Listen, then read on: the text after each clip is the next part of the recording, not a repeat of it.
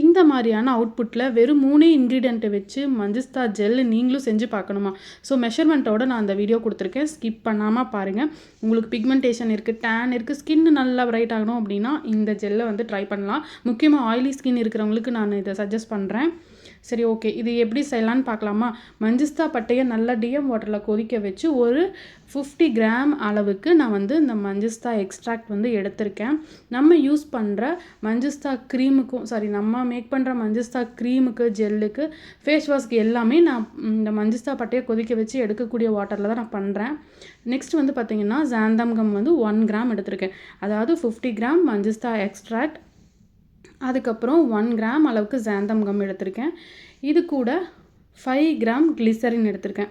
ஜாந்தம் கம்மும் கிளிசரினும் நல்லா வந்துட்டு மிக்ஸ் பண்ணணும். ஜாந்தம் கம் வந்து நம்மளுக்கு திக்னிங் ஏஜென்ட். ஸோ அதனால் நல்லா திக்காகும் அந்த வாட்டர் ஊற்றும் போது. நல்லா மிக்ஸ் பண்ணிட்டே இருந்தீங்க அப்படின்னா ஒரு கூல் மாதிரி ஆயிரும். நல்லா ஃபைனாக வந்து மிக்ஸ் பண்ணிக்கணும். இதுக்கப்புறம் நம்ம வந்து கொஞ்சம் கொஞ்சமாக நம்ம எடுத்து வச்சுருந்த அந்த மஞ்சிஸ்தா வாட்டரை மிக்ஸ் பண்ணிக்கிட்டே இருந்தீங்க அப்படின்னா உங்களுக்கு வந்துட்டு மஞ்சிஸ்தா ஜெல் வந்து ரெடி. இதில் நம்ம ப்ரெசர்வேட்டிவ்ஸும் போடலை. நீங்கள் ஃப்ரிட்ஜில் ஸ்டோர் பண்ணி வச்சு கூட யூஸ் பண்ணிக்கலாம்.